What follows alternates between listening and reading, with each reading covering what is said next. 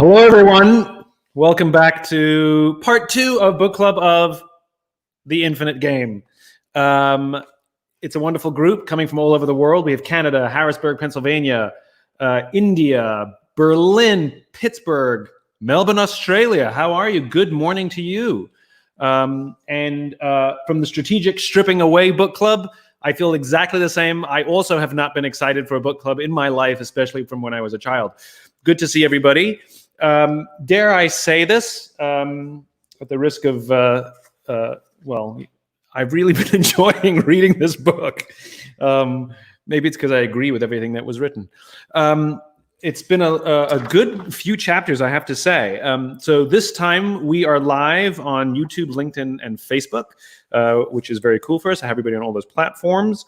The 3 chapters we covered today, chapters 3 through 5, Cause, No Cause, Keeper of the Cause, and the Responsibility of Business. Please feel free to put your live questions in the question box there, and let's go. So a little bit about these chapters. So Cause, No Cause, which is chapter 3. So the reason I wrote this chapter is because the good news is our movement is growing. And the good news is we are putting pressure on companies to be and consider a sense of purpose and cause when they build their companies, to be purpose-driven. We're now at the point where sort of everybody seems to have a purpose statement or vision statement or mission statement. But if you really get down to it, we know that a lot of the companies that write these vision statements and mission statements don't actually follow it or believe it. So some of them are well-intended leaders who just don't have the right words, and some of them aren't. And so the question is how can we tell the difference? So what I decided to do is, there's many fake causes, false causes. I decided to just take a look at some of the more common ones so that we know how to recognize the difference. For me, the big one was this idea of a moonshot. We so often confuse or even use the term moonshot as if describing what our cause is. Absolutely, moonshots are inspiring. Absolutely, moonshots are big and audacious, but they're achievable. They're still finite. Land a man on the moon did that in 1969, did that a long time ago. And so you can see when an organization is finite driven, even if they have big, hairy, audacious goals like a moonshot, the question is they get stuck. It kind of happened to NASA a little bit, right? The moonshot was such a big thing for everybody that people actually started to get bored of them. We actually forgot. Many people have actually been to the moon. We've done it multiple times, but we really don't think about it. It became rote. Same with the space shuttle. It became rote. And so the opportunity is not to just think of new big things, but what is the bigger thing, the context within which that exists. But I thought it was important for us to be able to recognize the difference. Keeper of the cause. We talk about being visionary. We talk about being purpose-driven, but it raises the very valid question: who in the company is actually responsible for the purpose? If a company is to be purpose-driven, like if a company is financially driven, there's someone responsible for finances. If there's a company that's performance-driven, there are people who are responsible for the performance. But if the company is going to be purpose-driven, my question is, well, who's responsible for the purpose? Who's the ultimate single point of accountability? And that really should be this idea of a CVO. And I make this case of a CEO where we don't really know what they do. Some do this, some do that. Some are vision-oriented, some are not. Some are more operationally oriented. And so if we really want our organizations to be purpose-driven, there needs to be at some point a single person who takes personal accountability for keeping the company on track. And if we look at the leaders that we admire, the people that we consider visionary leaders, where it's your Steve Jobses, your Richard Bransons, folks like that, Kip Tindall, what you find is when they were leading their organizations, the company really was on a strict visionary path because somebody was keeping them on that path. So if we want to be infinite-minded in the way we're building our businesses and the way we're building our economies, we need somebody who takes accountability. Now we get to my favorite chapter, chapter 5, the responsibility of business. I've talked a lot about the damage that our embracing of Milton Friedman has done. It's not that Milton Friedman did the damage, it's that we've embraced the ideas that did the damage. And the problem is business and life, all of these things are dynamic, and he attempts to articulate the responsibility of business in, quite frankly, something that is way too simple. And coming from somebody like me, that's saying something. Oversimplifier over here. The responsibility of business is to maximize profit within the bounds of the rules. Ugh, really? That can't be all of it. And if we think about it, the enduring ideas that are really infinite, contribute. So Adam Smith's ideas of capitalism have lasted for over 200 years. That says something. The fact that we're starting to question Milton Friedman's ideas after 40 years should also tell us something. And so one of the things that was important was I didn't want to just bash Milton Friedman for the damage that he did. That was too easy. I wanted to offer an alternative. Because as you know, if you follow any of the work that I talk about, we don't want to be against something, we want to be for something. I don't want to be against Milton Friedman's definition of business. I want to be for a different definition of business. And the question is what is that definition? And so I attempted to write one. What I wrote: the responsibility of business is to use its will and resources to advance a cause greater than itself, protect the people and places in which it operates, and generate more resources so that it can continue doing all those things for as long as possible. And I added this part: an organization can do whatever it likes to build a business, so as long as it is responsible for the consequences of its actions. Because I got tired of having debates with people who celebrate Milton Friedman's definition of business when I say, aren't those ethically questionable decisions you're making? And they'd always tell me, caveat emptor, buyer beware. It's up to the consumer to decide. Well, sometimes it's not that easy for us, especially when we're lied to, manipulated, when they change the name partially hydrogenated oil to something else so that we can't recognize it. I mean, companies are slick. I was in the aisle of the supermarket not too long ago, and I was looking at healthy cereals. And for some reason, we think because a company is making healthy products that they're better companies. So I was looking at the same brand, at the chocolate and vanilla version of the same cereal. So the size of the cereal was the same. You'll understand why that's important in a second.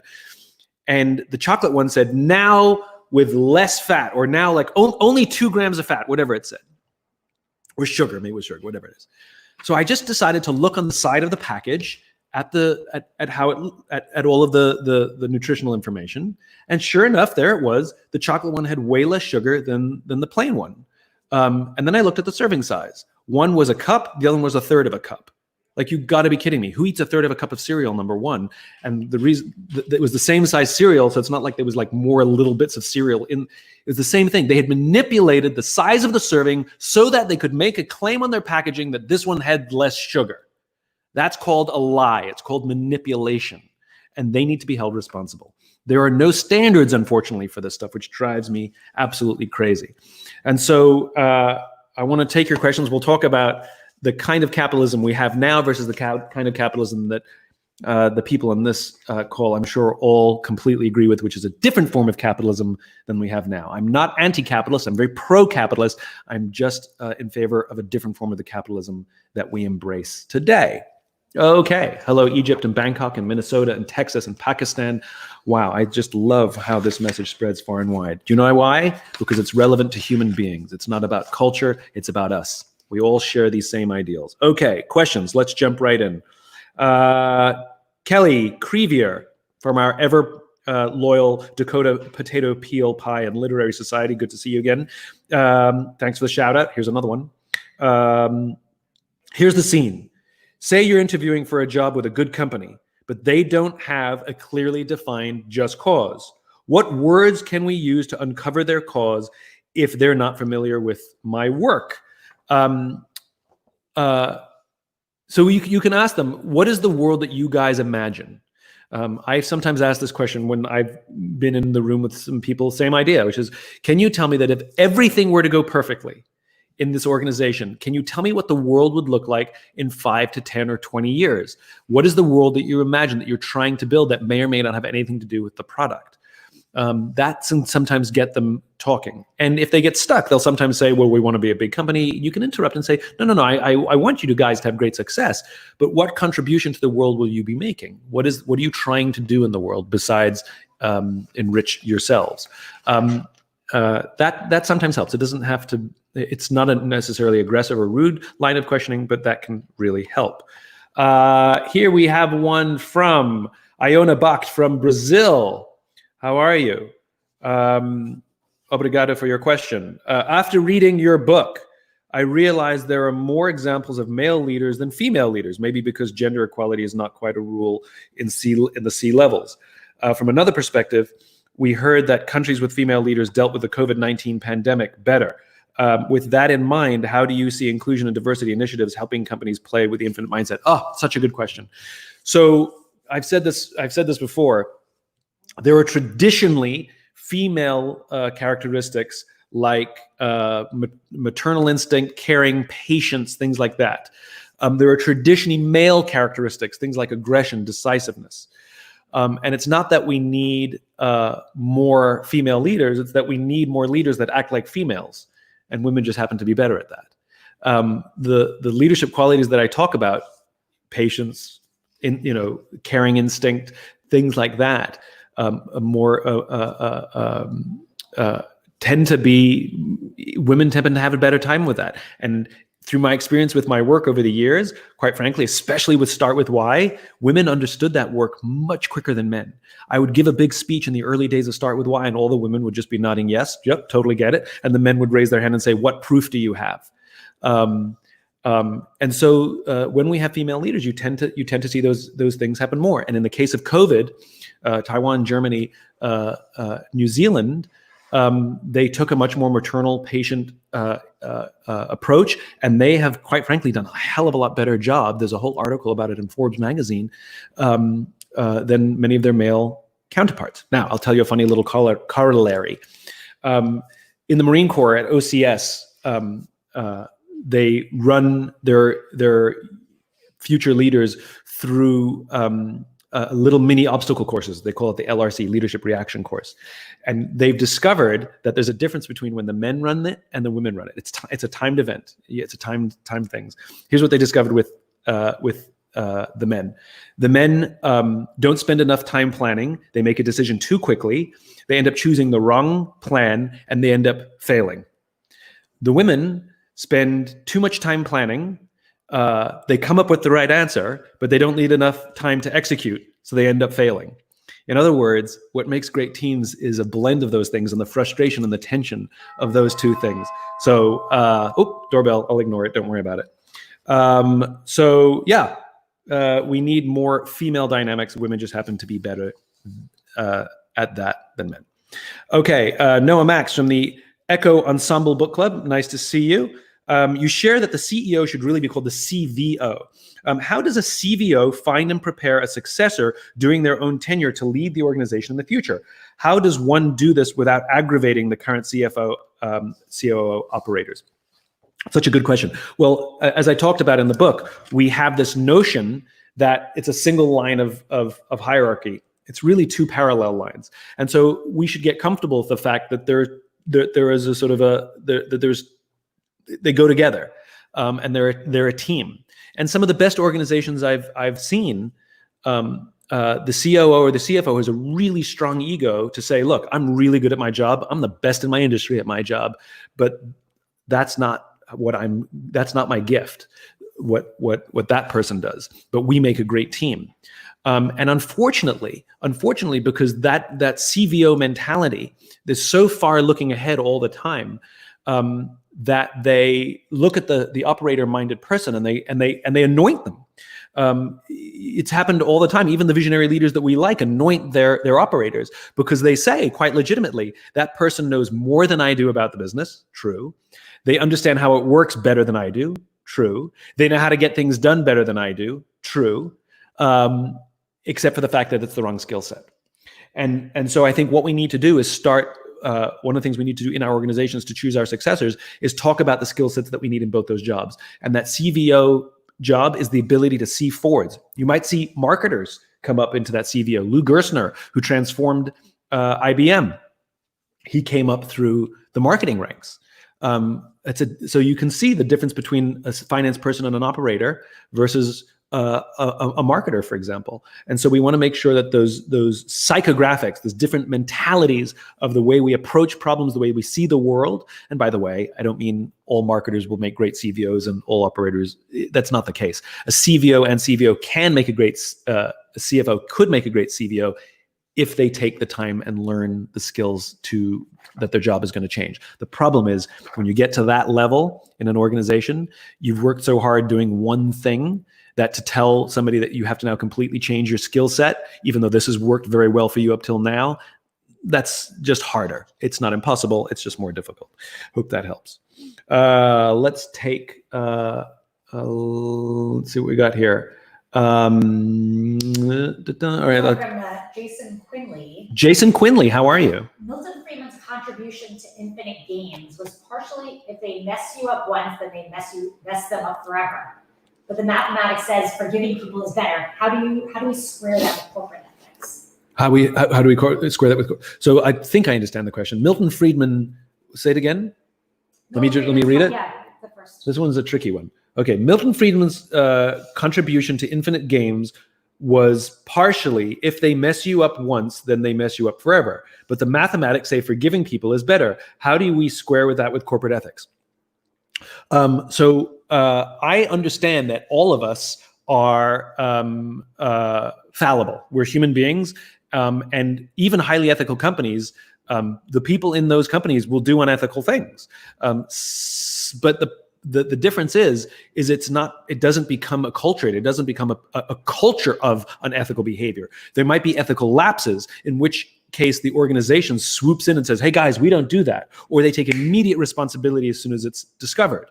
They don't wait for the scandal. They don't wait to be caught. They don't do the cover-up. They take responsibility. That's the big difference. The problem isn't ethical lapses. The problem is how we deal with those ethical lapses. And when we talk about being forgiving, in my definition of the responsibility of business, we say companies have to be responsible for the decisions they make. And if they take no responsibility and those decisions cost them the business, in other words, it's forced to drop out of the game because of such extreme unethical behavior, isn't that okay? And isn't that justified? And again, it's largely a leadership problem. The people, the good news is, when Circuit City went bankrupt, for example, the people who left Circuit City went and got jobs at other places, Best Buy and things like that. We will continue to play in the game. And sometimes these companies do deserve, if they're highly, highly unethical. Also, one of the things that I struggle with is, in the law, we consider a corporation an individual, right? And yet, so often when companies are caught doing unethical things, they negotiate these deals where they don't have to admit responsibility. They simply make a payout and don't have to admit responsibility. I find that troublesome. Can you imagine if one of your friends did something highly unethical to you, they lied to you, they cheated on you, something, whatever it was, and they simply said, I'll buy you dinner, but I'm not going to admit responsibility. I'd rather they admit responsibility and not buy me dinner.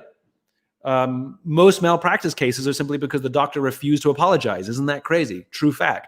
And it's an extremely high number. I can't remember the exact statistic, but it's something like 60, 70, 80% of malpractice suits. So I think forgiveness is fine. And I don't want us to rail against Milton Friedman. I want us to be for something else. And it is an infinite game. It is a game of bumps and as we go along the way. Patricia Halob, what is the best way to learn about and teach capitalism as it was originally intended? Are there any books you recommend? Adam Smith's 3 volumes of The Wealth of Nations is impossible. It's not useful. There are really good summaries. I used a really good summary when I was getting my information that comes from the Adam Smith Society. They have academics who sort of explain it all. It's still 200 and something years old. It's written like that. I think you make a very good point, which is one of the problems is we don't teach this. We teach Milton Friedman form of capitalism in our schools, in our business schools, and I think we need to teach this more evergreen, this more infinite form of capitalism. I think you hit the nail on the head. It's not that are there any books that I recommend, it's that the books need to be written. New books need to be written. Remember, we've been following this broken form of capitalism that we have now for 50 years, 40 some odd years. 50 years, yeah. So we need new books. Yes, and I think a lot of the books that we're talking about, in at least amongst my peers, where we talk about, when Bob Chapman's book, Everybody Matters, Fantastic introduction to that book, by the way. I think that's, though it's not called that, I think these books that many of us who are on here embrace, I think that it touches upon indirectly the form of capitalism we want. But you're right. I think we need new textbooks. As an aside, you're getting some questions about banana. Oh, getting questions about my banana T-shirt. In our organization, okay, well, to give you a little, so have you ever had that experience where you're sitting in a meeting and someone makes their point, but they keep going and going, and everybody understands, but they just keep going and going, and nobody wants to interrupt or knows how to interrupt because they don't want to be rude, and so we just sit there uncomfortably as they keep talking? Or you're sitting in a meeting and somebody's talking about something that has nothing to do with anything that this meeting is about. They've gone off subject, and they don't even taking a breath. We don't know how to interrupt them, and because we feel like we're being rude. So on our team, we came up with this thing called banana, which is when somebody has made their point, or if they've gone off topic, you can interrupt them anytime. You just say banana. And it's just a more polite way of saying, we get it, or you've gone off topic, let's get back on. And we use it all the time. So if I'm going on too long in my answers, you can just type banana and I'll move on to the next. But that's what banana is. I think we still sell them on our website, don't we? Yes. Yep. So if you want a banana T-shirt, you can visit our website under the swag tab, and there's a banana T-shirt there. You can have exactly like this one, because that's where I got mine. Other questions? Here's a good one from Tor Grossa Kerwin. After reading your book, I became so frustrated with my leaders, not only in my office, but also in my country. How can I transmit this infinite mindset when almost everyone is playing a finite mindset? What's her name? Or his name? Grossa. Tor Grossa. Hello, Tor. So Tor has said that in their country, they became frustrated with their own leaders at work and even their own leaders of their country, that they're also finite-minded. How do we transmit the infinite-minded idea? You're doing it. We have to talk about it. The great thing about Dr. Kars's work is that it is so easy to understand. We can explain what the infinite game and the finite game is in a couple sentences, and people understand it lickety-split. And so I think we have to talk about it. We have to talk about it. We also have to recognize that we have a lot of finite-minded players who are in leadership positions, because that's the system we're in. And we, as much as we're espousing our infinite ideals, we have to accept in this infinite game that some of them will convert, some of them won't, and some of them we just have to wait them out. And so I talk about this all the time. Be the leader you wish you had.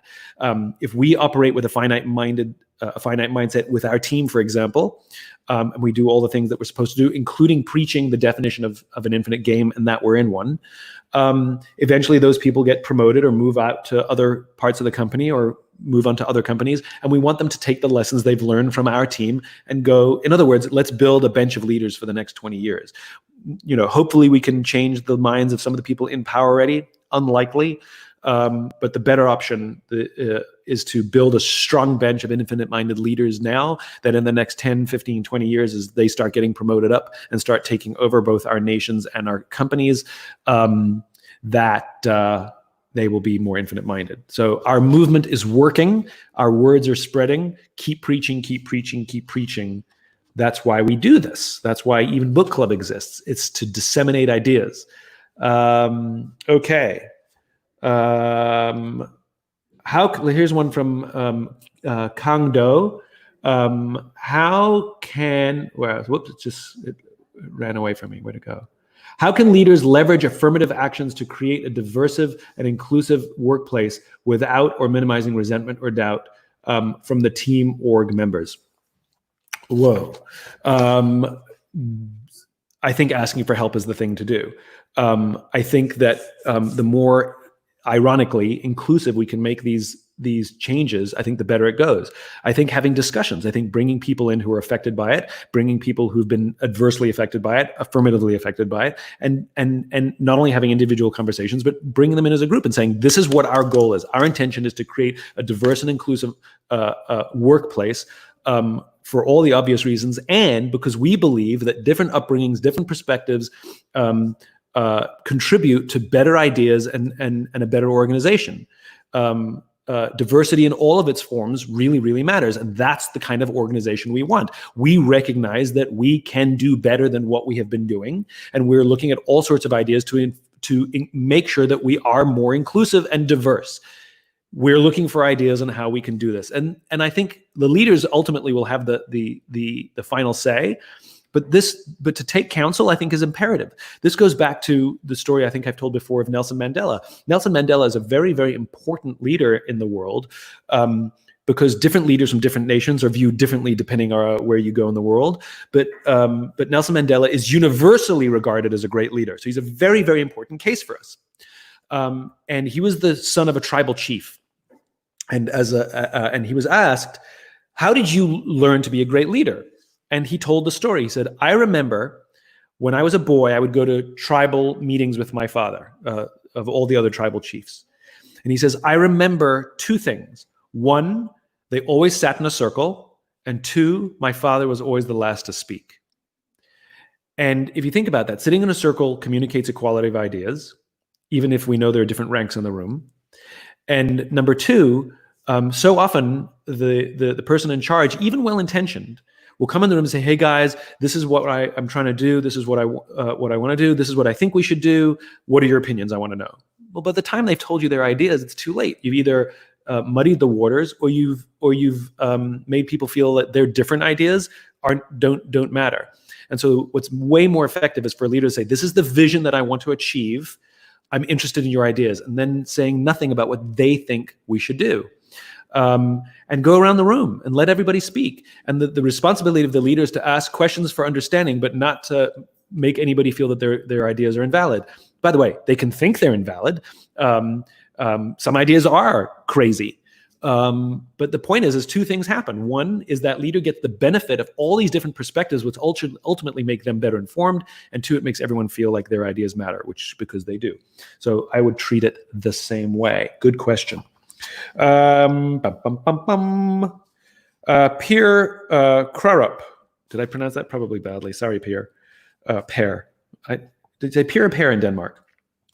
When it comes to humanity's biggest challenges, example, population growth, poverty, climate change, racial equality, assuming we may not have time to wait for future generations for solutions, are there good ways to approach managers and politicians when we believe that we are going over the edge of a cliff, but it does not show up in our metrics yet? Or are we simply, or we simply do our part as best we can and tell those who are willing to listen to hope for the best? One of the biggest problems for a finite-minded species, I mean, let's be honest, we all like to count results. We all like to see the impact of the things we're doing. And when we're told we have to do something that will benefit future generations, 40 years from now, or this won't happen for 50 years, but we have to act now. A lot of people they shrug their shoulders, après moi la deluge, it's not my problem, right? After me comes the flood, I won't be here. I think the most important thing is two things. One is we have to change our own metrics, and our metrics should be about momentum rather than absolutes, especially with things like this, which are infinite in their own respect. There is no winning and losing in the climate game. And I keep saying this, which is we've got the messaging completely wrong. That's the second part, which is the messaging we've gone completely wrong. First of all, we called it global warming. Sounds appealing. It also creates confusion, especially when you have colder than average winters. But I thought it was warming because people confuse the climate and the weather. The weather and the climate are not the same thing. We should have called it like climate cancer or something, because people react to something like that. But the other thing is we keep talking about we have to save our planet. We have to save our planet. That is actually not true. The planet will be fine. The planet will survive no matter what. Life will continue with us or without us. What we have to do is save our species. We are affecting the climate to the point where we will make living conditions impossible for our species, because we'll either kill our own food sources or make it impossible for us to live. Because the secondary and tertiary effects of everything that we do, you overfish, it kills coral, all of these things happen that make it impossible for us. It's not save the planet, it's save the human race. And that's what we don't talk about. Because unless you're environmentally minded, when we talk about saving the planet, it doesn't appeal to everyone. Talking about saving the human race, ensuring that your family will survive, I think that's a much better messaging. So I think we got the messaging wrong, quite frankly. So it's not about saving the planet. It's about saving the human race and creating a planet that can sustain human life as much as life is everything else that helps us survive too, flora and fauna included. So one is messaging, the other one is how we measure metrics. We want to measure metrics in terms of momentum. Are we moving in the right direction as opposed to absolutes? I think that's very helpful.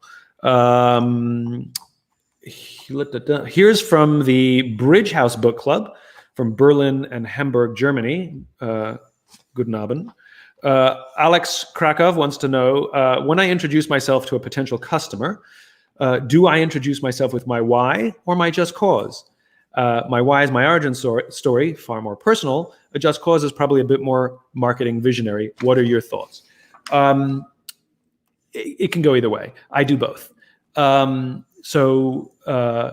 Depends on the mood I'm in, depends on the audience. Usually, if it's a business relationship, I usually do the just cause, but not always. When people say, what do you do? I say, I teach leaders and organizations how to inspire people, which is a nicer way, a more public way of saying my why, which is to inspire people to do the things that inspire them. So together, each of us can change our world for the better. Too cumbersome.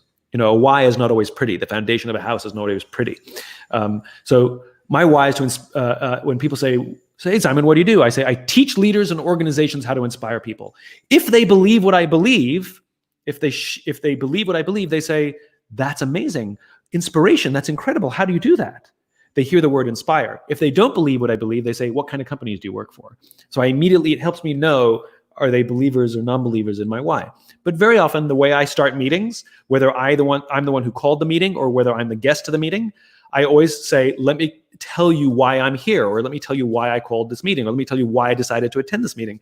It's because I have a vision of the world that does not yet exist, a world in which the vast majority of people wake up every single morning inspired, feel safe wherever they are, and end the day fulfilled by the work that they do. And I took this meeting because I believe that this relationship, this partnership, potentially doing business together, whatever it is, could help advance that cause. And very quickly, I'll find out if people lean back and put their arms up, they're not into my cause, versus they lean and go, Simon, this is very exciting. We took the meeting for the same reason. So I guess I've just answered my question. The just cause is probably more helpful in a business context. Okay, what else? Here's a good one from Shoaib Janois.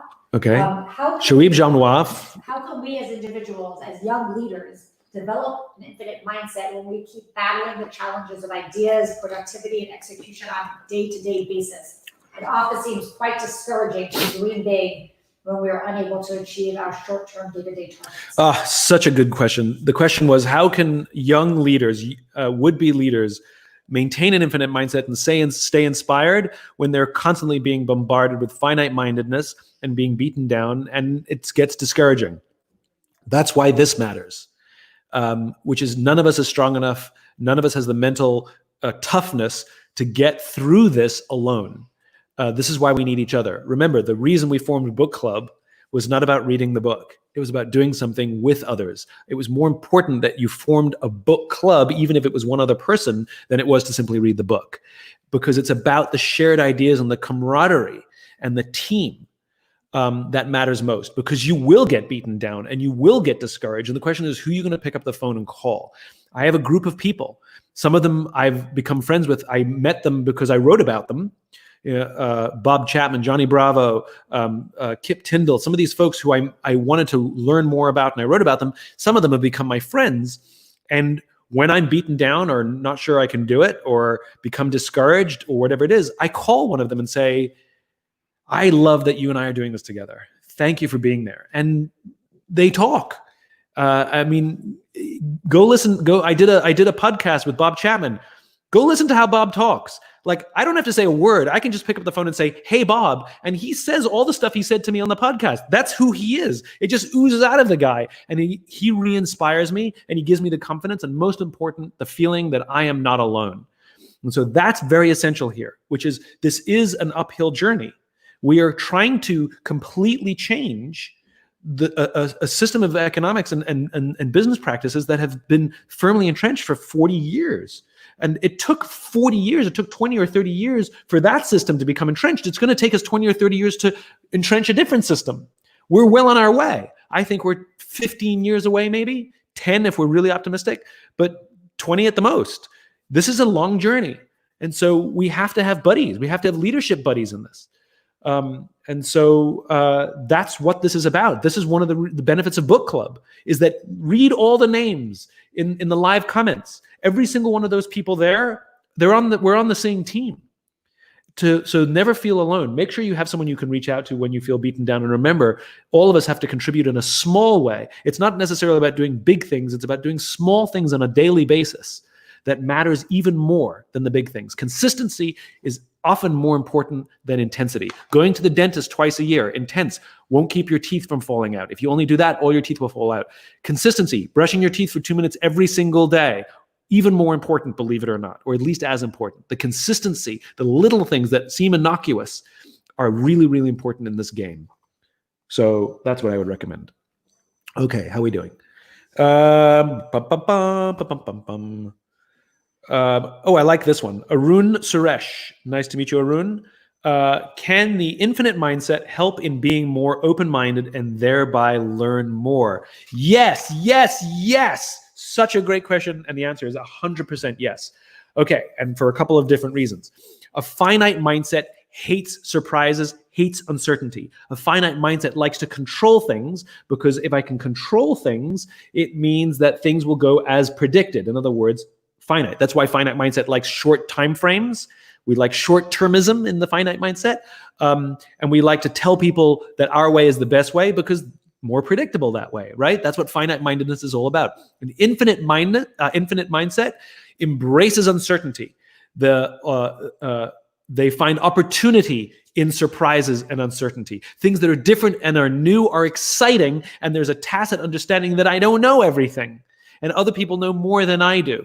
When I talked to Dr. Kars, who first articulated finite and infinite games, he explained it beautifully to me. He said, with a finite mindset, all the thinking has already been done because you don't want any surprises. So, for example, in the military or in sports, Olympic athletes, this is why they train and train and train and train and train. They're constantly practicing, training and training, trying to make sure that they've thought about every eventuality because they don't want any surprises. And when they get into a situation, combat or competition, they all say the same thing. You have to not think, you have to let go, and you have to rely on your training. You have to rely on muscle memory. In other words, predictable, right? Whereas an infinite mindset, as Dr. Kars explained to me, the thinking begins at the moment of surprise. So you don't actually fall back on something. You go, ooh, this is completely new.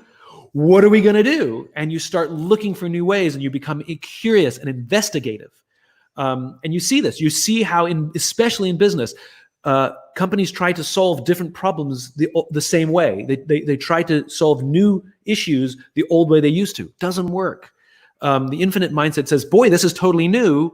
We're going to have to do totally new things. Are we prepared to do something totally new? That's a future chapter. That's existential flexibility. But yes, yes, yes, yes. An infinite mindset absolutely keeps our minds more open to things that are different, new, strange, uncertain, surprises, all those beautiful, wonderful things. In fact, when I say those words, do those words scare you, or do those words excite you?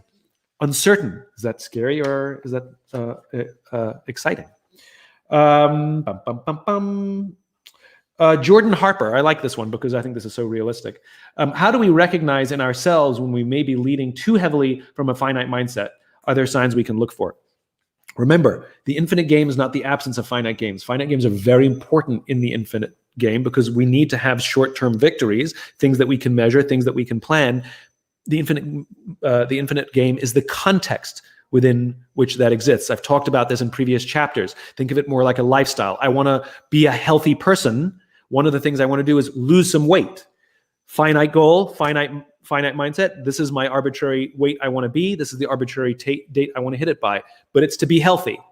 It's something more infinite. It's something more ongoing. And so the question isn't, do you want to be one or the other totally? No one's purely one or the other. But if you find yourself leaning towards too much of the finite, some of the things you can look for is, are you trying to be overly controlling?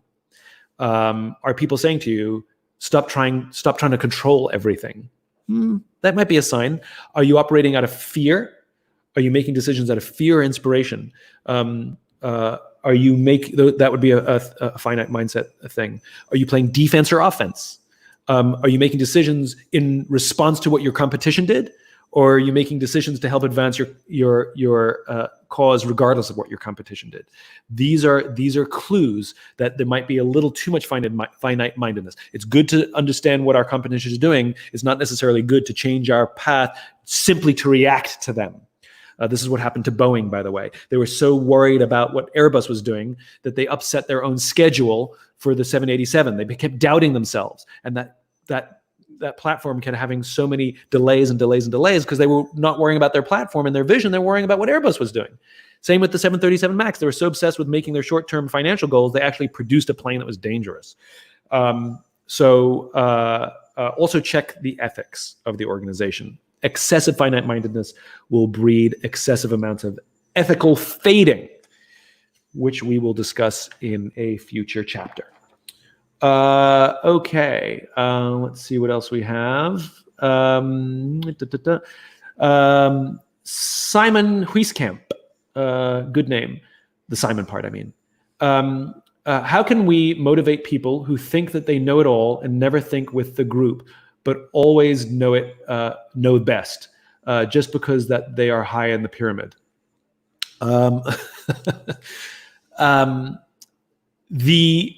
So when you deal with somebody who's more senior than you, who thinks they have all the answers, and seem to be closed-minded to the opinions of others, how do you treat them? Well, like anybody, attacking them doesn't work. Telling them that they're wrong doesn't work.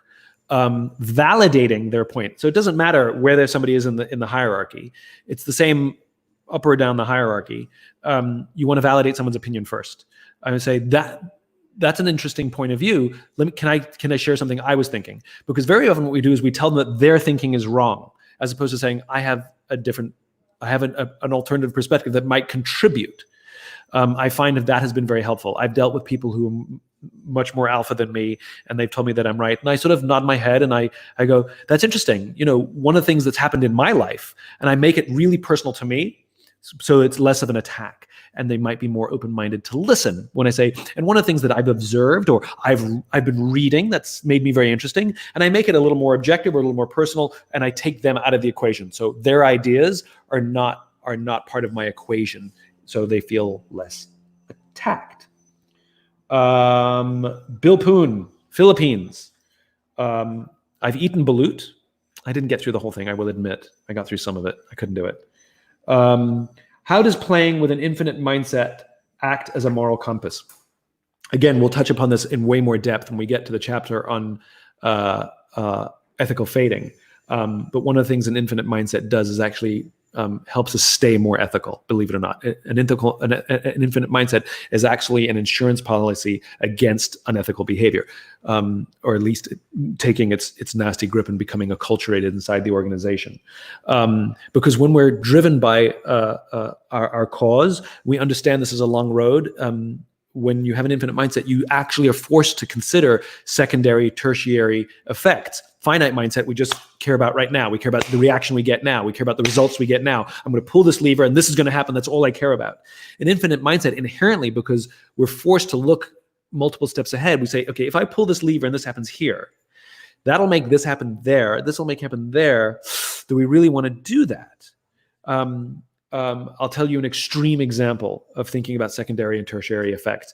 So in the United States Marine Corps, I'm sure this is the case for all the branches. I just happen to know this case from the Marine Corps.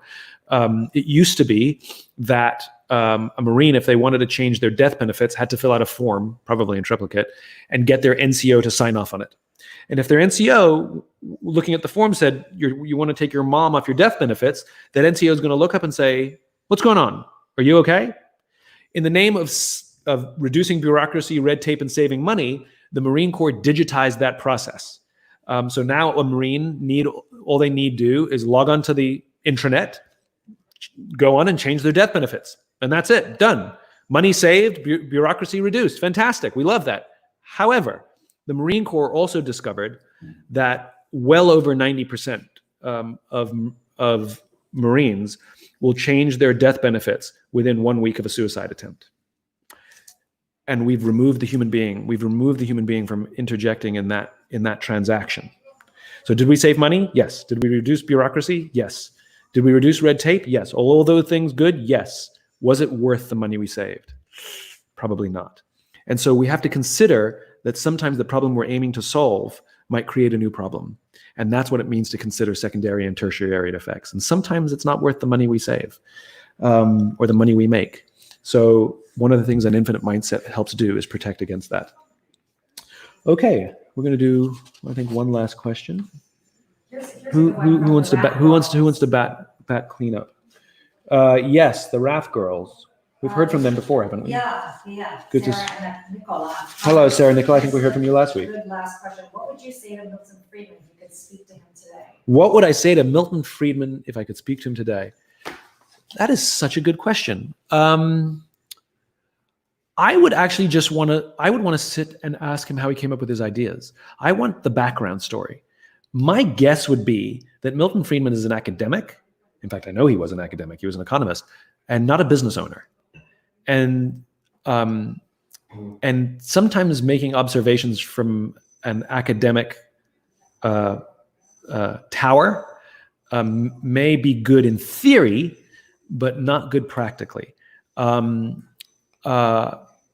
I'd be curious to, I wouldn't want to, it's not that what I want to say to him, I want to have a discussion with him. I like having discussions with people that I disagree with. I want to learn from people I disagree with. There may be some foundations that are fundamentally true, but the expression was false. And I want to be open to his ideas because I want him to be open to my ideas. So I would be respectful of what he had to say and I'd want to learn more. That's what a conversation with Milton Friedman would go like, I hope. He might hate me and be mean to me. I don't know. I'm sure he was a very nice man. Don't know. Never met him. Thank you, everyone, for joining. I really do love these. I really do look forward to these. We're going to be back here next Friday, July 24th, 1 p.m. Eastern Time. We will be on LinkedIn, Facebook, and YouTube. We're going to be doing chapters 6 and 7. So chapter 6 is will and resources. Chapter 7 is trusting teams. So we're going to start really getting into the thick of it, which is great. This has been really fun. The whole idea of our form of capitalism, that the form that we have now is not written in stone. And our broken form of capitalism, we can be pro-capitalist and want to be true capitalists. Capitalists based on the ideas of that the purpose of capitalism is consumption, not production, that it's about the consumer, not the producer, that it's about the customer, not the company. And the idea that that shareholders, they don't really own the company. It's a different definition, just because it's not like a private company. That if they're going to treat our companies like rental cars, then why should we take advice from them? They're not our owners. Okay, what was I saying? Yeah, so book club next Friday, 24th, 1 p.m.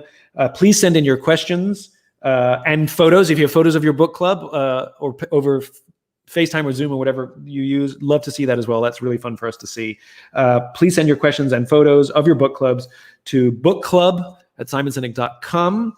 And you can also turn in here and we'll do some live questions. If you want to rewatch any of this, get any of this, or share it with someone who missed it, all of these are available on YouTube, Facebook, and LinkedIn. So feel free to go back and watch these recordings.